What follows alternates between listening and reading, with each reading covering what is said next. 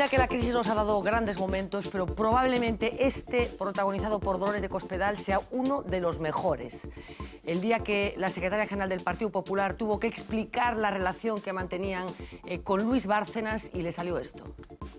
La indemnización que se pactó fue una indemnización en diferido y como fue una indemnización en diferido, en forma efectivamente de simulación o de lo que hubiera sido en diferido en partes de lo que antes era una retribución, tenía que tener la retención a la Seguridad Social.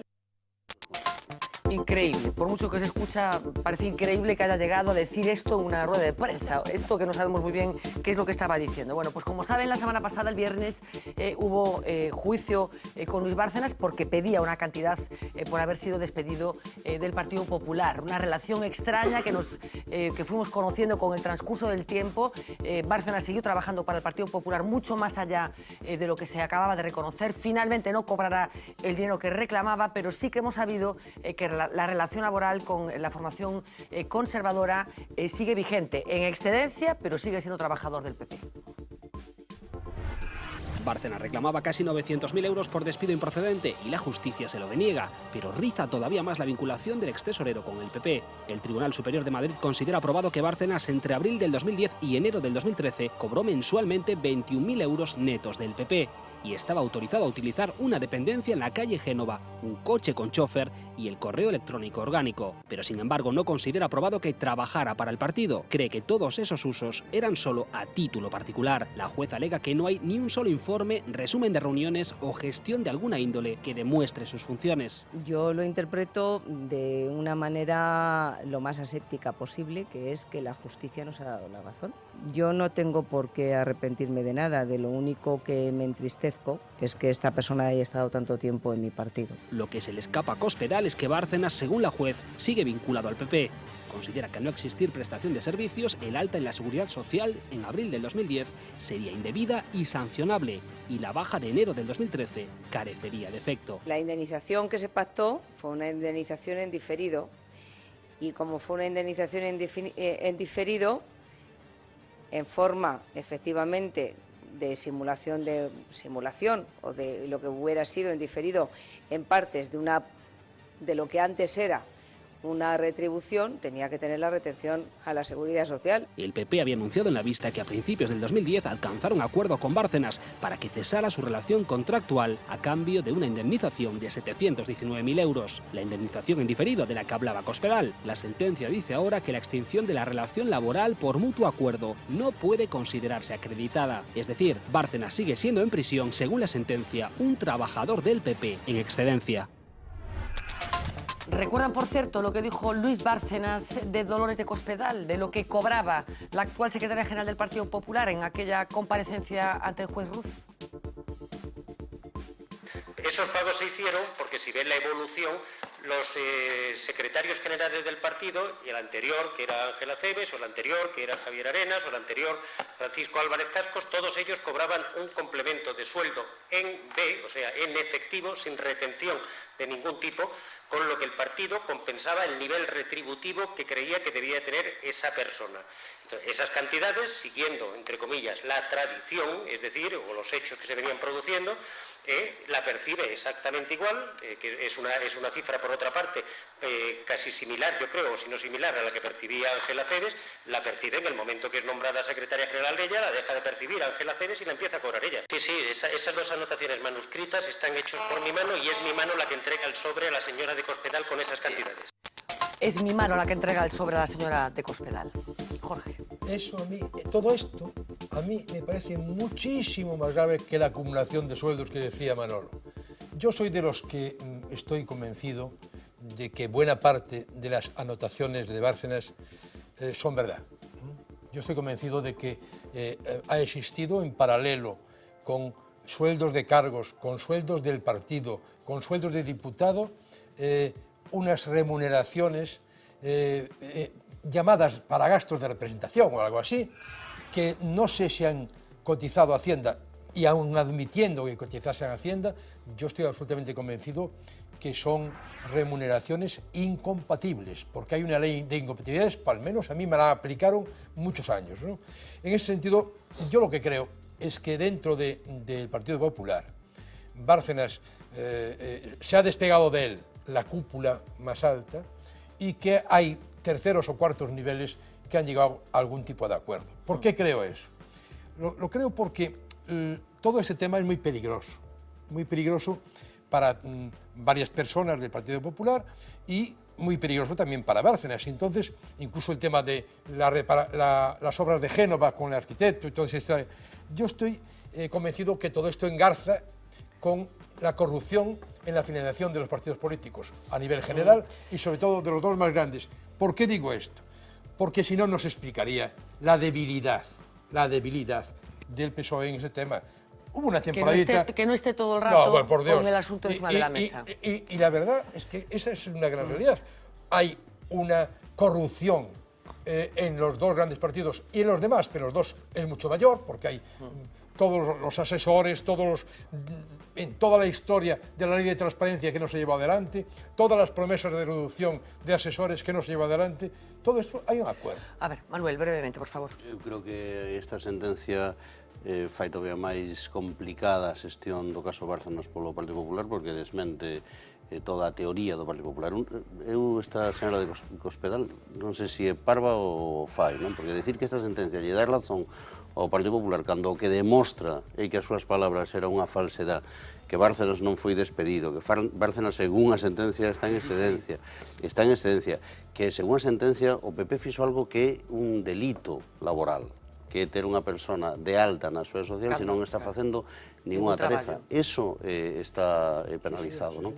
E se iso unha empresa pequena ten un problema, a un partido que ten que xestionar a moralidade do Estado e todos os cartos públicos cando é. Por lo tanto, esta é unha sentencia que complica aínda máis a vida do... Es que lo que fue indiferido no fue la indemnización, fue el despido. El despido. Entón, nese sentido, a situación do Partido Popular con este tema é insoportable. En fin, Luis Bárcenas, que a ver qué da de sí, de momento sigue en prisión y a la espera de destino.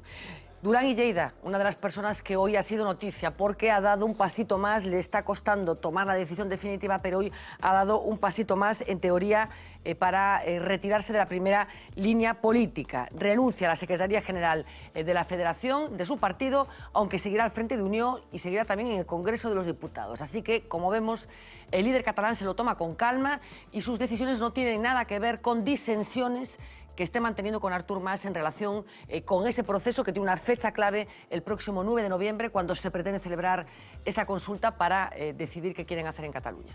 Vamos a ver qué ha decidido Durán y Lleida.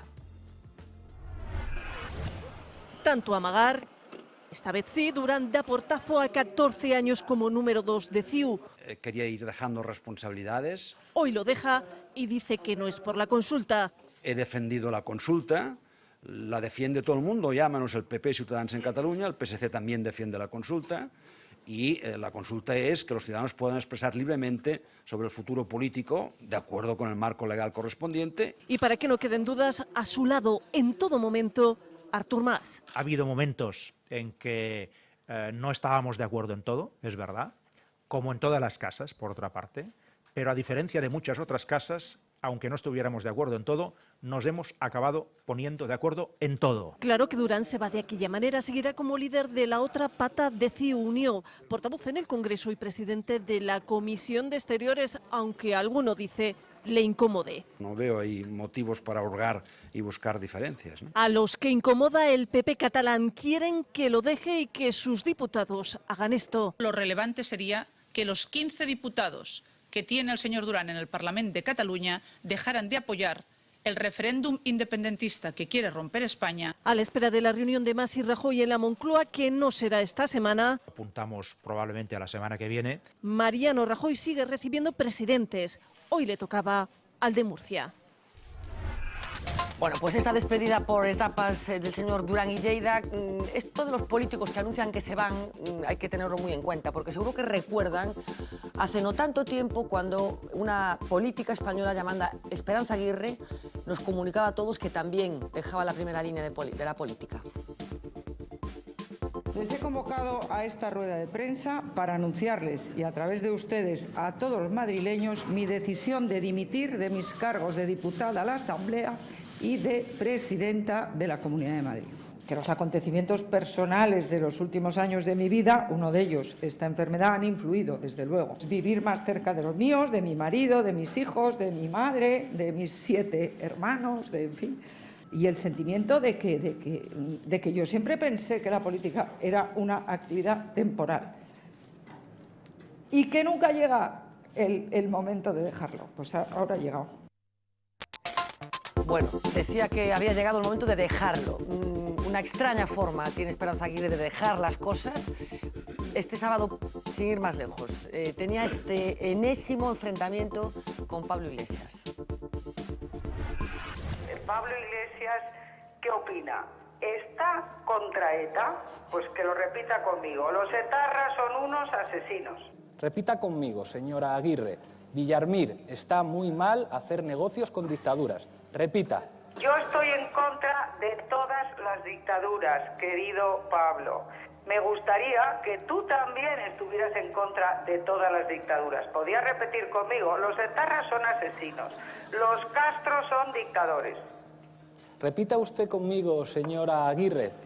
La trama Gürtel firmó más de 200 contratos con el gobierno que yo presidía mientras yo era presidenta. A ver, repita. Es totalmente cierto y yo lo lamento. Y ahora vamos a hablar de Venezuela. ¿Le ha preguntado usted al señor Rajoy por qué Venezuela era el mayor comprador de armas de España en el año 2012? Ya ve que yo soy mucho más breve que usted. Si es una dictadura tan terrible, ¿por qué el gobierno del Partido Popular consiente que Venezuela nos compre armas? Tinton, tinton, tinton. ¿Por qué? Desconoce. Como lo de la Gürtel, que lo desconocía usted. Usted desconoce muchas cosas. No le interrumpo, le recuerdo, me callo. A mí me encanta escucharle a usted. A mí me encantaría que usted me invitara a la tuerca. ¿Por qué no me invita usted a la tuerca? La invito a usted a la tuerca. Bueno, pues para quien no lo sepa, La Tuerca es el programa de Pablo Iglesias en el que empezó y que bueno, pues está alcanzando una dimensión propia de un auténtico fenómeno mediático como es ya pues el joven Pablo Iglesias, como dijo Roberto Blanco Valdés el día que vino aquí. Yo no sé qué percepción tenéis de esta pareja de hecho en la que parece que se están convirtiendo Pablo Iglesias y Esperanza Aguirre. Bueno, yo creo que son tal para cual, ¿no? Es decir, el PP ahí azuzando a Podemos y Podemos azuzando al PP como si solo estuvieran ellos dos en el mapa político y que a lo mejor tiene razón, es decir, al margen del PP y Podemos aquí ya no queda nadie, es muy probable, yo no digo que no. Ahora, a mí me da la sensación de que, bueno, lo que hemos visto aquí que hizo el PP en Galicia, de alguna forma diciendo, bueno, o gobierno yo, o tiene que ponerse de acuerdo toda esta oposición en contra mía, y usted, mi querido elector, haga lo que le parezca oportuno. Me vota a mí, que soy la seguridad, el orden, el progreso y la tranquilidad, o un gobierno... O la alternativa es esta. Una alternativa de que todos los días, o prácticamente todos los días, tenemos alguna noticia relacionada con estas dos personas. Sempre leva liberais e ultraliberais o programa, eso non hai que decirlo tamén, É dos poucos que nos tolera así a nós. Pero tú ya fuiste a La Tuerca? Eu non, pero amigos meus van, e a mí te han citado. Te han citado, por qué? Ten citado. Pero por decir que? Pues cando presentaron un libro que estaba agradecido. Bueno, non é que sea amigo dele, pero sí que conozco. Bueno, pues esperemos a Esperanza Aguirre en La Tuerca también. Decíamos, a ver si les voy a plantear una adivinanza y a ver si son capaces de pensar qué tienen en común Barack Obama, Dilma Rousseff, François Hollande, Enrique Peña Nieto y la Asamblea Nacional Catalana. Bueno, pues tienen en común que todos ellos han contratado a la misma agencia de marketing, en este caso la Asamblea Nacional Catalana, para organizar como es debido la próxima diada. Paloma Ferro, ¿de qué hablamos? Muy buenas noches. Sí, con las vías políticas aparentemente muertas, el independentismo catalán tiene todas sus esperanzas puestas en el movimiento ciudadano. Por eso las asociaciones soberanistas de Cataluña, esto es la Asamblea Nacional Catalana y Òmnium Cultural, quieren conseguir un amplio respaldo ciudadano en la consulta soberanista del próximo 9 de noviembre. Calculan que hay unos 2 millones de catalanes indecisos o abstencionistas. Su objetivo es convencer a 500.000 antes de ese día, a la cuarta parte. ¿Cómo lo harán? Pues van a desplegar medio millar de eventos con los que captar simpatizantes. El acto central, sin duda, será el próximo 11 de septiembre, Día de Cataluña, cuando intentarán dibujar una V de la victoria en las calles de Barcelona, una V formada por partidarios del Estado catalán. Pero esa y otras exhibiciones de músculo soberano resultan caras y necesitan de un intenso trabajo de movilización ciudadana, de captación de fondos, de organización de voluntarios, una campaña que ya ha nacido con el lema «Ahora es la hora». Ara és l'hora. La història et crida a tu, a mi, ens crida a tots. Es una historia que no parla d'herois. Es en definitiva una campaña electoral y por eso para este vídeo y para asesorarse han contactado con la empresa que ha llevado al éxito en las urnas a políticos de la talla de Barack Obama. Se llama Blue State Exercir el dret i Digital. assumir-ne el deure. De decidir que ja ningú decideix per nosaltres. Ara és l'hora. Es una empresa de marketing multiplataforma, pero son especialmente conocidos por el enfoque online que dan a sus campañas. Nació en 2005 formada por miembros de la campaña electoral del demócrata estadounidense Howard Dean. Fue la primera campaña que promovió nuevas aplicaciones y métodos en Internet para conseguir votos y dinero. Han contribuido a aupar al poder a Barack Obama, a Dilma Rousseff, a François Hollande, a Enrique Peña Nieto, colaborando en sus campañas presidenciales. Pero además de políticos, entre sus clientes encontramos también a la Cruz Roja Americana, a Google, a la Asociación de Hospitales Americanos, a Vogue, a Ford y también a varios movimientos civiles. En todos los casos, su mantra es el mismo: inspirar y movilizar a la gente, aumentar los ingresos, crear apoyos y lealtades de larga duración. El caso de Barack Obama es especialmente paradigmático porque se ha demostrado que la faceta online de su campaña fue clave en su triunfo tanto en 2008 como en la reelección del 2012. ¿Y qué aportó exactamente Blue State Digital? Pues puso en marcha herramientas en Internet para hacer pequeñas donaciones a golpe de clic, para activar nuevas campañas de apoyo, para compartir experiencias e historias, para organizar eventos y a los voluntarios de cada comunidad. Los simpatizantes se podían inscribir por correo electrónico y contactar rápidamente entre ellos a través de bancos de llamadas. Les damos algunas cifras, las ven en pantalla. La campaña logró 500 millones de donaciones online, llegó a 13 millones de personas a través de email, consiguió 5 millones de amigos en las redes sociales y creó 35.000 grupos de voluntarios. Esta misma estructura ha sido importada ahora para la campaña catalana. En su página web encontramos la posibilidad de hacer un donativo, de convertirnos en voluntarios o de compartir nuestras experiencias a través de las redes sociales. Curiosamente, Fernanda, Blue State Digital también está asesorando en estos momentos al movimiento en contra del independentismo escocés, con una campaña bajo el lema Better Together, mejor juntos. La pregunta es quién estará asesorando a Mariano Rajoy para contraprogramar la campaña de Cataluña. Bueno, lo que está claro es que las empresas de este estilo pues son empresas que se dedican a proveer servicios y a buscar beneficio, y por lo tanto se ponen a donde está el mejor postor, y si ahí hay negocio, pues ellos ofrecen una posibilidad de negocio. Yo relacionaría las dos noticias, ¿no? Por una parte, lo de Durán y Lleida, que a pesar de que Durán lo hace de una forma elegante, pues cuando se va dice que él defiende la consulta sobre el futuro político de acuerdo al marco legal, y que es una declaración que lanza así con la boca pequeña, parece como dubitoso, pero que sabe perfectamente lo que está diciendo, lo dice delante de más, y evidencia una división que ha existido entre Convergencia y entre la parte de Unión, que ha llevado a esta resolución del conflicto, dejando Durán y Lleida un papel importante que ha tenido en la política nacional y como interlocutor del nacionalismo catalán. Yo creo que se le ha reconocido de forma merecida, y desde luego alguien que no ha abrazado la cuestión de independentismo que ha abrazado Convergencia. Pero con respecto a la campaña, ¿qué te parece? Respecto a la campaña, yo creo que a mí me merece una reflexión, ¿no? Y es que es legítimo, porque en democracia para conseguir los fines que se quieren pues hay que buscar los medios más adecuados, pero también quiero decir que esto hace evidente que los movimientos soberanistas, independentistas, como todo tipo de movimientos, tienen también una posición de estrategia, de movilización del electorado, de extensión de preferencias a través de medios de comunicación, claro, acción articulada, y que por lo tanto la búsqueda del independentismo o del federalismo o de cualquier posición política resulta también de una estrategia que unos señores diseñan de forma organizada y que plantean cómo conseguir esos fines. Y por lo tanto también esto hace cuestionar una cuestión: ¿hasta qué punto este tipo de movimientos que surgen en unos momentos de la historia durante unos ciertos años con mayor intensidad también responden a ciertos procesos a los cuales no tienen por qué responder en otros momentos históricos. Y cuando hablamos de cambiar grandes normas constitucionales, hay que tener en cuenta que esto puede responder a una coyuntura... Yo tengo la sensación también de que cualquier reto de índole político, como se le quiera llamar, a partir de ahora va a tener que contar con determinadas cosas. Yo solo doy por hecho, lo que me planteo es hasta qué punto las preferencias que manifiesta la ciudadanía se derivan también de una posición en los medios de comunicación, una estrategia tal... Pero es lo mismo que le acusan a Podemos. Claro.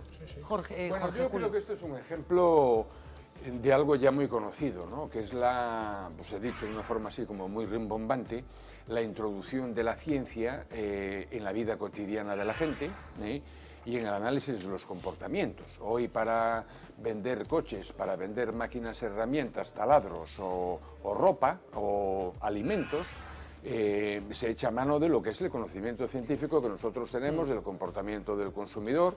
Sí, pero la pregunta es que Cataluña parece que está haciendo un esfuerzo por buscar herramientas de marketing o de seducción para construir un determinado estado de ánimo, digamos, y yo no sé si por la otra parte se está haciendo algo parecido, en el sentido de, bueno, pues... Es decir, si Pedro Arriola tiene una estrategia... Claro, un poco... Digo Pedro Arriola porque es en quien se personifica la estrategia política del gobierno. Esta campaña es una campaña de marketing... Si Pedro Arriola tiene un diseño montado cuando no dan respuesta o están simplemente jugando... Esta campaña es una campaña de marketing para que el movimiento mole. Lo que pasa es que Pedro Arriola tiene un problema en este asunto, que es que él no puede oponer a una campaña de este tipo que se origina desde Cataluña hacia afuera, otra en sentido contrario que no sea Constitución, Constitución, Constitución. Y es que ese es el problema que tiene. No, lo que pasa es que el diseño de esa estrategia, si se plantease, debería... El problema no solamente es el problema es cómo meter en la idea o el discurso de Constitución dentro de la ciudadanía, en las preferencias sociales de la ciudadanía. Y hacerlo desde fuera de Cataluña tiene un efecto reacción por parte de una sociedad que al final es muy difícil de hacer si tú no tienes dentro de ese territorio y dentro de ese espectro político actores que puedan introducir esos cambios. Para mí a clave é que unha campaña de comunicación funciona cando tes algo que comunicar. Quero decir, neste caso concreto, a ANC, esta catalana, ten algo que comunicar, ¿no? Que é un futuro esplendoroso de Cataluña, si non está con España, pero etcétera. Pero tamén había algo que comunicar pola outra parte, claro, como exemplo. Estamos estupendamente, somos... Non, pero aí é onde está o problema, que a estrategia do Partido Popular se limita a un no. Entón, non necesita comunicar nada. E eu creo que iso é un dos problemas nos que temos, que as posicións que eu non comparto de independentismo en Cataluña teñen un discurso e un relato cheo de ideas positivas e por parte do goberno central a única resposta é no. No, así de simple. Y yo creo que eso limita la posición del gobierno central. A mí lo que me parece es que esto cada vez es una bola más grande. Y si se utilizan instrumentos de marketing importantes, todavía me preocupa más. Yo creo que los políticos catalanes, un número importante de políticos catalanos, no tienen vergüenza. No tienen vergüenza y nos está metiendo un lío muy gordo. Y lo digo con total claridad, pero esto empezó con la incompetencia archidemostrada del gobierno tripartito. Y Cataluña, que es la comunidad autónoma que más adeuda al fondo de liquidez, o sea, de anticipos por parte de la administración común de todos los españoles, se está gastando un montón de cuartos en viajes, en difusión, en comunicaciones, en tratar de convencer al público mundial y ahora a una empresa que supongo es muy costosa, y me parece de vergüenza, en un sitio donde Unión ha sido sentenciada por financiación ilegal, donde Convergencia tiene que embargados sus locales por el tema del Palau y donde la familia Pujol, por lo menos uno ya, está muy tocado del ala que tuvo que dimitir de todos. En cualquier caso, seguro que todos somos capaces de pronosticar que el próximo 11 de septiembre, que es la diada, la expresión va a ser un día histórico, contundente. Sí, no sé por qué han elegido, por cierto, a un doble del Hugh Laurie, el actor de House, porque es idéntico el señor. O marketing só funciona tamén se hai algo detrás, é imposible vender un produto se non ten un público objetivo, e aquí ese público objetivo está. E despois, efectivamente, o que se dicen por aí, o marketing político de outros non é moi bo, porque é moi clásico, non limítase basicamente a facer representacións de manifestos con intelectuais e xente así polo estilo, pero son como ladrillos, eso non Unidade de España, la construcción de la comunidad de afecto, esta cosa así. Y eso é un marketing que non funciona. Bueno, pues ya saben, la empresa que colaboró con Barack Obama para convertirlo en ese líder tecnológico también que en un primer momento fue, como se sabe, el primer presidente americano que utilizó de una forma profusa y científica bueno, pues las posibilidades de las redes sociales, también trabajará, como nos ha contado Paloma, para la Asamblea Nacional Catalana. Queríamos hablar un poco de economía y de ese mensaje del triunfalismo que ya sabemos se ha instalado en el gobierno de Mariano Rajoy, y con esa manía que ya también se ha instalado en el mismo gobierno de anticipar, que yo esto, Manuel, no sé qué os parece, que anticipemos sistemáticamente los datos de paro antes de que corresponda, una cosa que ya el gobierno hace siempre, que acaba de suceder otra vez. Hoy ha habido datos también de parados de larga duración con cifras terroríficas que conviene que tengamos muy presentes. Datos de Galicia, 109.000 gallegos que llevan más de 2 años buscando empleo sin ningún éxito. Hoy hemos estado en una de esas colas del paro para hablar con algunas de estas personas y luego hablaremos de cómo están otros sitios. Esto pasaba hoy.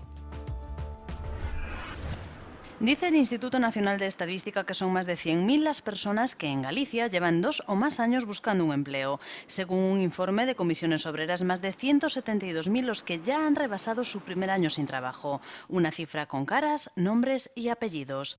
Es un problema grave además, porque yo ahora de hecho vengo para decirles que me voy a marchar para afuera, porque aquí no encuentro solución alguna, ¿sabes? Se va a Palma de Mallorca, casi a la aventura, porque no puede más. En estos 4 años solo ha conseguido un trabajo tan precario que lo tuvo que dejar. Los ahorros que teníamos, pues se va todo a pique.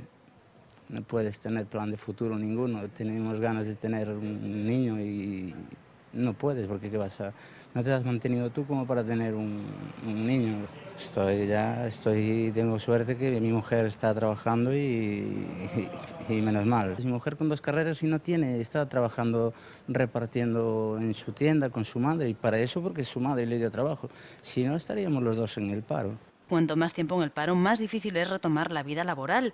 Cuanto menos tiempo, más fácil es mantener el optimismo. Acabamos de salir de este curso y, claro, al aprender más cosas y formarte, pues te ves con más opción a más puestos de trabajo, ¿no? Que cuando tienes pues unos estudios limitados. Pero esta es la realidad. Cuesta mucho buscar trabajo, echamos currículums en todas partes y la verdad que no, que está todo muy mal. La receta para combatirla: ser una persona activa, no parar de buscar y sobre todo nunca perder la esperanza. Aunque en esto de esperar hay quien sabe demasiado. Hice camarera de pisos, ayudante de cocina, auxiliar de enfermería, informática, hice de todo y no encuentro de nada.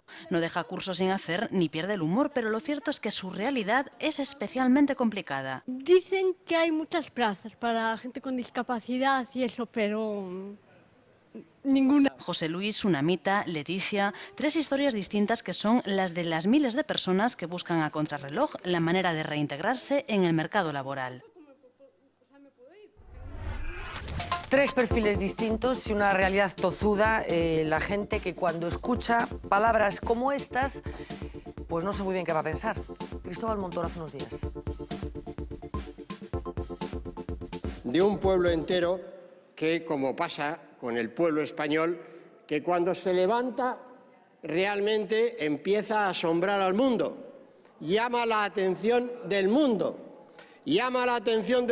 como efectivamente hemos tenido ocasión de escuchar por parte de todos los analistas y de todos los informadores económicos del mundo, que miran a España con admiración y con sorpresa. Asombrando al mundo, Julio. ¿Cómo compatibilizamos los testimonios previos a las declaraciones de Montoro y este subidón del ministro de Hacienda?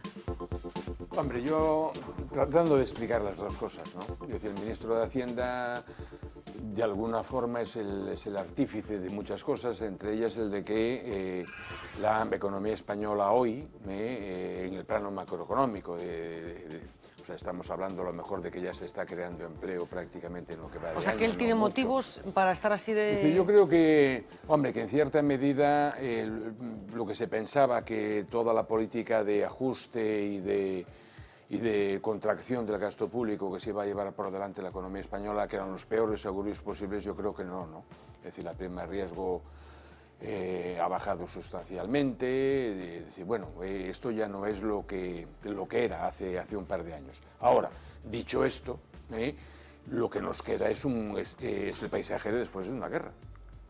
Es decir, aquí seguimos teniendo 4, 5, 6 millones de parados y los vamos a continuar teniendo probablemente. Pero teniendo los 5 o 6 millones de parados y siguiendo y estando previsto que sigan ahí, lamentablemente. ¿es presentable que un representante del gobierno diga las cosas de esta forma? Hombre, yo particularmente no haría mío ese discurso bajo ningún concepto, ¿no? Manuel, yo no sé, Julio no se indigna mucho, yo no sé si a ti te indigna. Me indigno enormemente, non? Por que ten que ver co paro e co que ten que ver co emprego, non? O paro de larga duración, claro. O problema é que en España hai 6 millóns de persoas desempregadas, 2,5 millóns deles son homes e mulleres que levan máis de 2 anos en paro. Cando empezou a crise, os parados, só un de cada 10 era un parado de longa duración. Un parado de 6 meses que está lotando de emprego, que ten prestacións económicas, que está animado, que a expectativa de encontrar un novo emprego, esa non é unha situación preocupante. Non está ben, pero é unha situación preocupante. O drama é cando levas 2 anos en paro, de 2 anos para arriba, como ese compañero que leva 4 anos. Por qué? Pois porque agotas as prestacións por desemprego, deixas de estar protegido polo sistema que te expulsa, perdes a confianza en ti mesmo, agotas a lei de que te permite ter entrevistas e buscar... Teñen que plantexarse non ter fillos porque non... Efectivamente, non. Por E exemplo, iso é unha situación de tan... drama. E agora, vou dicilo, un de cada 2 parados que hai en España, 4 e pico de cada 10 parados que hai en España son parados de máis de 2 anos. E estas persoas non van a topar traballo en moito tempo. Porque cando a economía, si en algún momento chega a crecer o 2, o 2,5, o 3, e se empeza a xerar emprego, ese emprego vai ser ocupado por persoas novas, de menos tempo en desemprego, etc. E como o goberno está empeñado en recortar as prestacións dos desempregados, aquí se va a formar un núcleo de extrema pobreza, ¿no?, que vai cristalizar en situacións enormemente desesperadas. Quero dar outro dato que ten que ver co emprego que en teoría se está creando, non? No mes pasado ocurriu algo que hai que decir, porque eu creo que é moi importante, e é que xa en España as persoas con traballo precario son máis que as persoas con contrato, con emprego de máxima calidad. O emprego de máxima calidad é ser indefinido traballando a tempo completo. Pois xa son máis as persoas que teñen un contrato temporal ou que teñen un contrato indefinido, pero a tempo parcial, que as persoas que eran o núcleo da clase traballadora. E esa é unha transformación tan brutal do mercado de traballo, das expectativas, do noso modelo de vida que condiciona todos os problemas demográficos, políticos. Bueno, pues si era pocos datos, hay alguno más. Yo no quiero, bueno, pues aguarle el vino de la cena a nadie, pero la verdad, frente al discurso del triunfalismo exagerado, exacerbado de Cristóbal Montoro, que por las tardes se viene arriba con una facilidad extrema, hay otros datos. Algunos los acaba de poner encima de la mesa Manuel Lago, decidamos si queremos vivir en esa sociedad, y otros son estos. Lo decía Mariano Rajoy. Yo soy optimista sobre la evolución de la economía española. Pero ¿tiene razones el gobierno para el optimismo? La reforma laboral es un éxito que ha colocado a España a la cabeza de la generación de confianza en Europa. Datos de la EPA de los últimos 3 trimestres. El número de ocupados baja, el número de parados se mantiene rozando los 6 millones y la tasa cercana al 26%. Según el gobierno, el salario real de los españoles, el que tiene en cuenta el IPC, ha vuelto a caer el último año, como en los 2 anteriores. Si sumamos los descensos reconocidos por el Ejecutivo desde que gobierna, la caída media supera el 5%. Según UGT, en Galicia 3 de cada 10 ocupados cobran ya menos del salario mínimo, establecido en 641 euros. Hablamos de 295.000 trabajadores, de los que más de la mitad no alcanzaría los 320 euros mensuales. Hemos tenido ocasión de escuchar por parte de todos los analistas y de todos los informadores económicos del mundo que miran a España con admiración. Más datos oficiales. A 6 de cada 10 españoles le cuesta llegar a fin de mes. Más del 47% reconoce pasar dificultades y el 13,5% admite que las dificultades son muchas. Quizá por ello los índices de pobreza se han disparado. Más del 27% de la población está en riesgo de exclusión social. Según el INE, esta tasa combina los ingresos con la capacidad de los hogares para afrontar gastos. Y en pobreza infantil el dato es peor. El último informe de Cáritas sitúa la tasa española al borde del 30%, 9 puntos por encima de la media de la Unión Europea. Solo Rumanía presenta un dato más alarmante. Esto es lo interesante de la economía, no al revés, no como que ocurren tantas cosas, ¿no? Tantos pronósticos y tal, parecen de ciencias ciertas. No, es ciencia social. Bueno, pues... Vamos a ver, a mí la verdad es que me parece dramática la situación, es tremendamente dramática. Lo que ha dicho Manolo en relación con el paro es real totalmente y coincido con él. Siempre digo la misma frase inicialmente, digo que el ajuste fue injusto, el reparto del ajuste fue injusto. Pero sin detenerme en eso, sí es verdad también que hay que citar cosas que efectivamente van mejor. O sea, conviene equilibrar un poco el planteamiento y entrar en la esencia del tema. Primero, se logró que en lugar de un rescate se hiciese un semi-rescate. Segundo, el paro registrado y el paro EPA ha disminuido algo y pretenden llegar al final de la legislatura un poquito menor que cuando empezaron. La edad de jubilación la han ampliado. El tema de expectativas de futuro para la gente en cuanto a poder cobrar pensiones ha disminuido. Se ha logrado cierto control del déficit, también en un clima más laxo por parte de la Unión Monetaria, en el sentido de que el Banco Central Europeo, por el camino largo, va hacia la Unión Bancaria.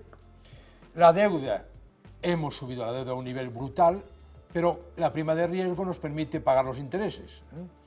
Y, desde luego, en ese contexto, aunque haya habido cosas, vamos a decir, menos negativas, yo creo que es inmoral la publicidad que se está haciendo, exagerada, porque además de ser un planteamiento un planteamiento electoralista, a mí me parece que Montoro es una persona con preparación suficiente para no seguir con su famoso golpe de calor que le dio el año pasado, y lleva 1 año y medio con un golpe de calor estable, estabilizado. Yo enseguida te pregunto, Miguel, si crees que los salarios ya todavía están suficientemente altos, como alguna vez has dicho aquí, pero para contrastar un poco lo que siempre procuramos hacer, los grandes discursos oficiales con la vida de la gente corriente, bueno, pues hemos cogido parte de las frases de Cristóbal Montoro y las hemos llevado a un barrio, en concreto el barrio de Teis, en la ciudad de Vigo, uno de los barrios obreros más señeros de toda Galicia, para ver qué piensan, qué opinan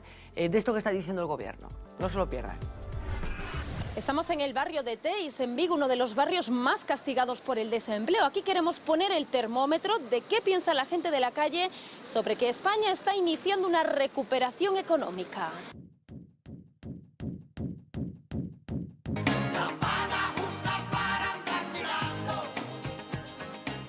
Di Montoro, por exemplo, nesta frase que hai xa recuperación económica. Mentira. Mentira, total. Este home que é unha maravilla, leva as contas todas, que é unha porada. Eu penso que non. Eu penso que a recuperación tardarase moito. Por moito que diga a señora esa Cristina Lagarde, quen sea, todos son contos. Aquí ni FMI ni Comisión Europea. En Teis la economía real se mide en el mercado de abastos. Yo que cada mes tengo 3 letras. El frigo, el horno. Somos el segundo país en crecimiento. Que va, para nada, de nada. Si estamos peor. Di que a salida da crise é unha realidade e que a recuperación é innegable. Xa nos recuperamos. Para mí no es normal. No, Montoro no tiene razón ninguna. Estamos con una paga de 400 euros. Dígame usted cómo se vive con 400 euros. Tener que pagar luz, agua, que está por los aires. Hay que reducir la presión fiscal, pero bajar los salarios mínimos. Eso, menos todavía. Así vamos de gratis ya. Por bocadillo vamos y volvemos a trabajar. Los abuelos tienen que mantener a los nietos ahora y a los hijos. Ahora que podían vivir un poco bien, que fueron gente de la posguerra, joder. La gente de la posguerra, que ahora tenía derecho a disfrutar de una buena vida, tiene que estar repartiendo sus pensiones con los hijos y con los nietos, ¿vale? Y no tenían por qué.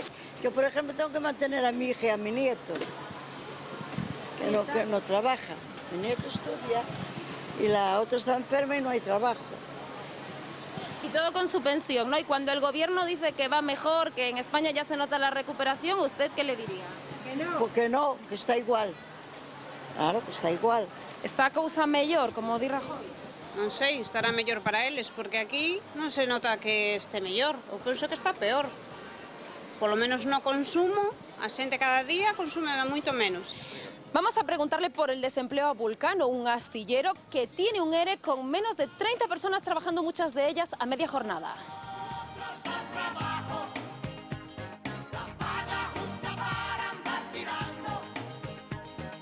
¿Cal é a situación enteis aquí moi preto de Vulcano? Pues aquí muy baja, a comparación de lo que se trabajaba antes, trabajando en el astillero, ahora nada.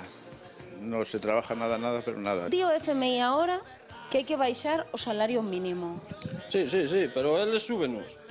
Para eles súbenos, pero bueno, o máximo. No nos da miedo la pobreza.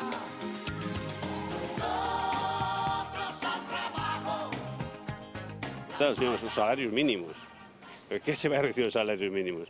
A xente, o mínimo non tiña nin para comer e agora lles van a baixar. O salario mínimo é o dela, evidentemente que se podía aprobar tranquilamente. Que digan onde hai que firmar, que se firma. O sea, isto é unha patraña do señor Montoro, que normalmente soe dicir, e creemos que ainda vai para largo isto, e que tal os pasos que se están dando non son os correctos para poder salir da crisis, tal e como está dicindo isto. Que nada, que seguimos igual que estábamos ou peor. Visto lo visto, en peores condicións que nunca. Porque os dereitos que tiñamos adquiridos os traballadores día a día os estamos perdendo. Entón, non sei en que melloramos. Polo que di el, que me demostren que melloramos.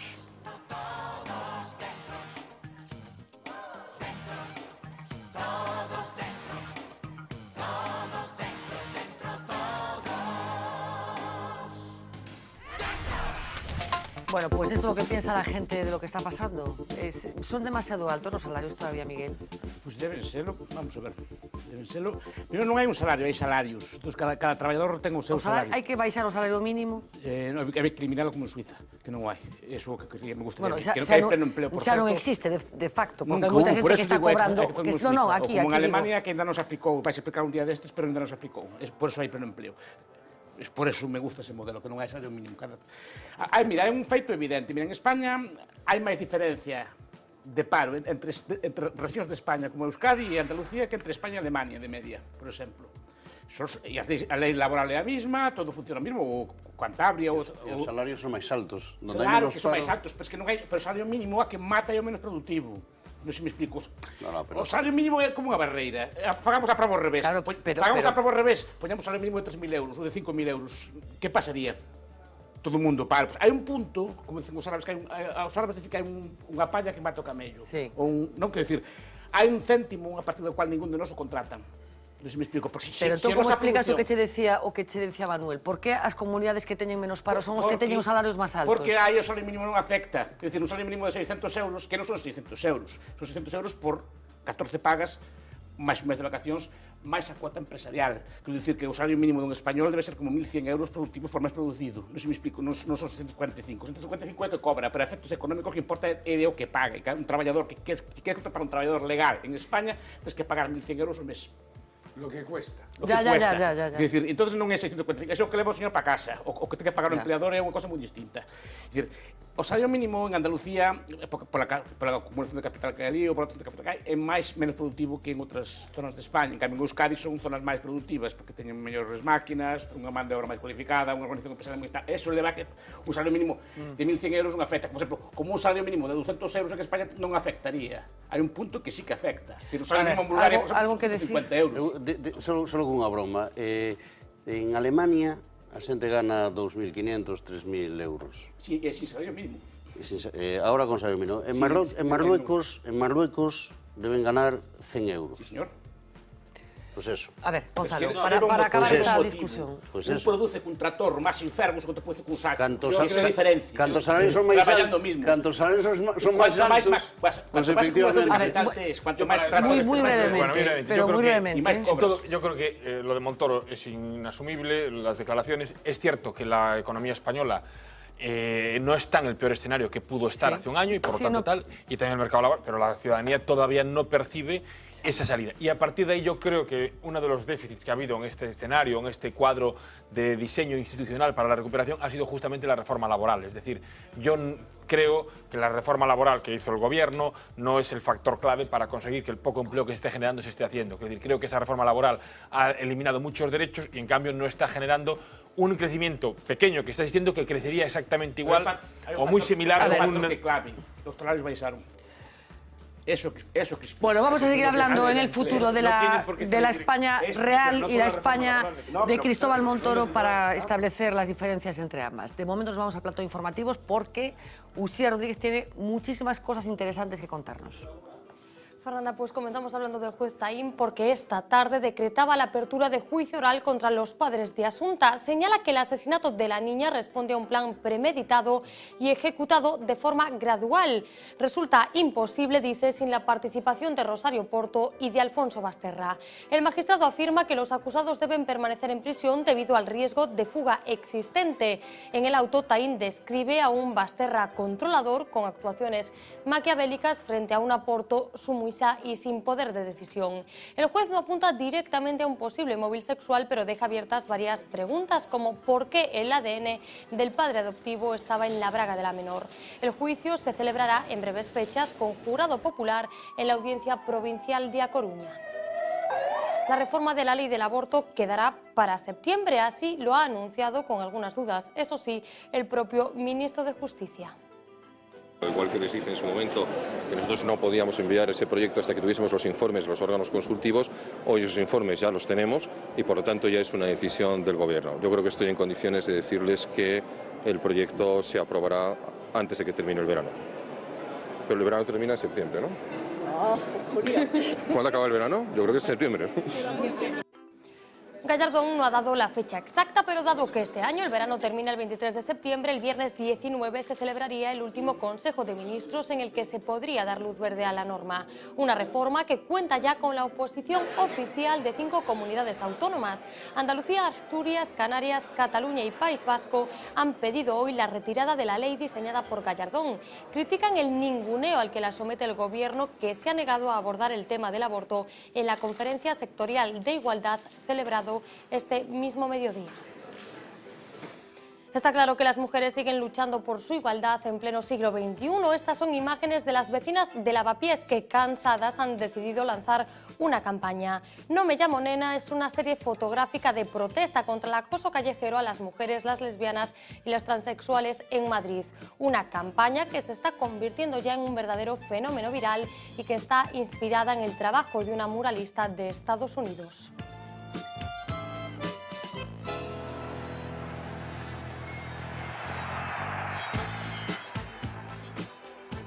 A la tercera subasta fue la vencida. Catalunya Bank deja de ser una entidad nacionalizada. Finalmente el BBVA se ha hecho con ella por el módico precio de 1.100 millones de euros. Un negocio redondo para la entidad compradora, pero nada beneficioso para el Estado. Catalunya Bank ha recibido ayudas públicas por valor de 12.600 millones, así que todos los contribuyentes perdemos en la operación unos 11.500. Además, el Estado se ha comprometido a cubrir parte del coste de las reclamaciones por preferentes y otros productos tóxicos. La del BBVA era, sin embargo, la mejor oferta, superior a la de las otras dos entidades interesadas, el Banco Santander y CaixaBank. Y si es de los que tiene sus sueños de futuro depositados en conseguir un buen pellizco en la quiniela, sepa que a partir del 24 de agosto lo tendrá un poco más difícil. Para conseguir un pleno al 15 ya no bastará con acertar todos los resultados, también habrá que pronosticar el número de goles que meterán los equipos de la última casilla. El premio máximo se pone difícil, pero a cambio se destinará más dinero a los acertantes de 14 resultados. Entre las novedades de la quiniela para esta nueva temporada también está una aplicación para dispositivos móviles que permitirá jugar desde cualquier parte del mundo y apostar hasta un minuto antes de que arranque el primer partido de la jornada. Pues con este cambio, Fernanda, terminamos este último repaso. En fin, que hasta la suerte se está complicando. Ahora hay que acertar el número de goles. En fin, yo no sé si en el España-Holanda hubieran acertado alguien el número de goles. O en el Brasil-Alemania, efectivamente. Off the record, va de apellidos hoy, porque Lois Varado ha hecho sus cuentas y resulta que ha llegado a una conclusión que tiene que ver con el Partido Socialista. Hay que apellidarse de determinada manera para ser alguien en el PSOE.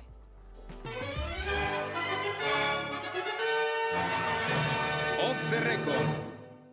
Seguimos dándole vueltas. ¿Es la elección de Pedro Sánchez el resultado de un proceso político sin parangón? Hablando en plata, en el Partido Socialista nos han querido vender la moto. Es un congreso histórico. Algo muy grande ha pasado en el Partido Socialista. Un antes y un después. Un tiempo nuevo. Pero nosotros, fans declarados de lo paranormal y la conspiración, creemos que la verdad está ahí fuera. Pero nadie quiere hablar de ella. Puede ser de todo, pero no me corresponde a mí. No sé. Eso no hablamos. Y lo cierto es que Sánchez sucede a Pérez, Rubalcaba, que sucede a Rodríguez, Zapatero, el único socialista que llegó al gobierno tras González. Por el medio dicen que hubo un tal Almunia y un tal Borrell, pero de ellos poco se sabe. Nos quedamos sin palabras, ¿no? El enigma humano, evidentemente. Con este historial, ¿sabe, señor Madina, cuánta gente dentro del partido creía en sus posibilidades? Ningún compañero, ninguna compañera. Pues por eso empezamos a sospechar que la designación como secretario general del PSOE responde más bien a criterios proféticos. Es el elegido.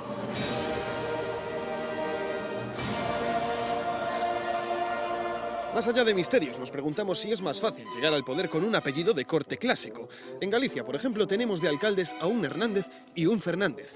Casi parece una historia de un cómic. Ojalá, mucho más interesante sería la política si se pareciese a una historieta de Tintín.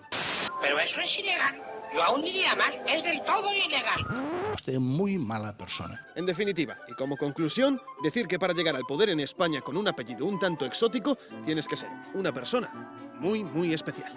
Bueno, venga. Hasta ahora.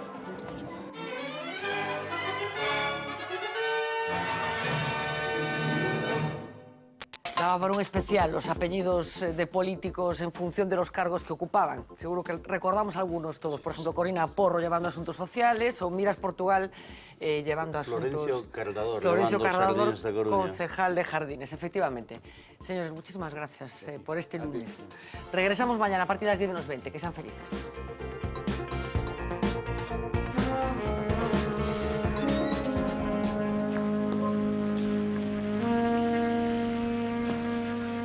Mad in Madrid, ill in Seville,